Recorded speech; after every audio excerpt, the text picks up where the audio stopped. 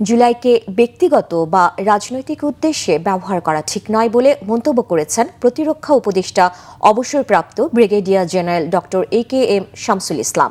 উপদেষ্টা বলেন, জুলাইকে অবহেলা করে অস্বীকার করে বাংলাদেশকে কোনোভাবেই এগিয়ে নেওয়া সম্ভব নয়। জুলাইয়ের চেতনাকে ধারণ করেই সরকার দেশকে এগিয়ে নিতে অঙ্গীকারাবদ্ধ। রুকনুজ্জামানের রিপোর্ট।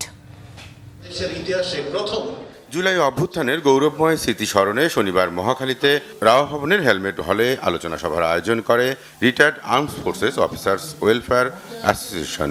অনুষ্ঠানে জুলাই যোদ্ধা, জুলাইয়ের আহত, আন্দোলনে শরিক বিভিন্ন শ্রেণী পেশার মানুষ জুলাইয়ের স্মৃতি স্মরণ করেন, প্রত্যয় ব্যক্ত করেন জুলাইয়ের চেতনায় অবিচল থাকার। জুলাই যোদ্ধা এবং শহীদ পরিবারের সুরক্ষা, সম্মান এবং স্মৃতি সংরক্ষণ আগামীতে যে কোনো স্বৈরাচার এবং ফ্যাসিবাদের জন্য ডেটারেন্স অথবা ভীতি হিসাবে কাজ করবে। এই আহতদের জন্য, এই আহতদের পাশে দাঁড়ানোর জন্য, এই শহীদ পরিবারদের পাশে দাঁড়ানোর জন্য এটা শুধুমাত্র আমার আপনার দায়িত্ব না, এই রাষ্ট্রের সকল নাগরিকের দায়িত্ব এই আহত এবং শহীদ পরিবারদের পাশে এসে দাঁড়ানো। আমার ছেলে শাহিক আসাফ আলী আমিন ছাত্র জনতাকে পুলিশের এপিসির গুলি থেকে রক্ষা করার জন্য, সেই এপিসির ঢাকনা বন্ধ করার জন্য সাভারের মডেল মসজিদের সামনে এপিসির উপরে উঠে যায়।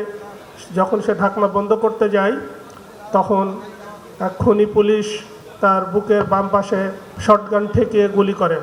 সাম্য, সামাজিক মর্যাদা, সুবিচার, ন্যায় বিচার, গণতন্ত্র, যেটার জন্য রক্তাক্ত হয়েছিল ৭১ সালে, আবার রক্তাক্ত হয়েছে ২৪ সালে, আমরা এ থেকে বের হয়ে পুরো জাতিকে ঐক্যবদ্ধ করার জন্য বর্তমান সরকারকে অনুরোধ করব।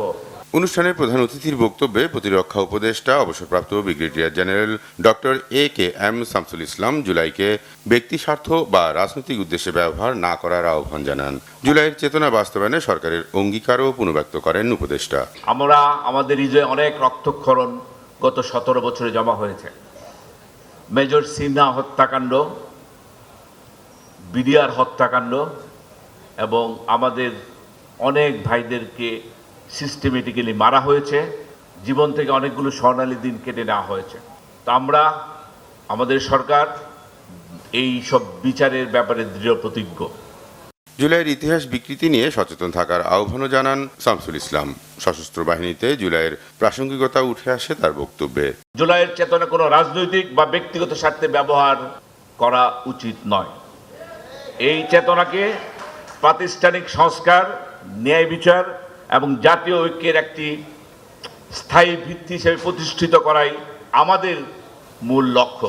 বর্তমান সরকার ক্ষমতায় এসেছে, আমরা আপনাদের কাছে অঙ্গীকার করতে পারি সরকার জুলাইয়ের যে স্পিরিট এবং আদর্শ আছে সেটাকে পুরোপুরি ধারণ করেই আমরা আমাদের এই সমাজকে বিনির্মাণ করতে চাই।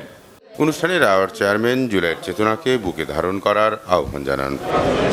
রুকনুজ্জামান, বাংলাভিশন, ঢাকা।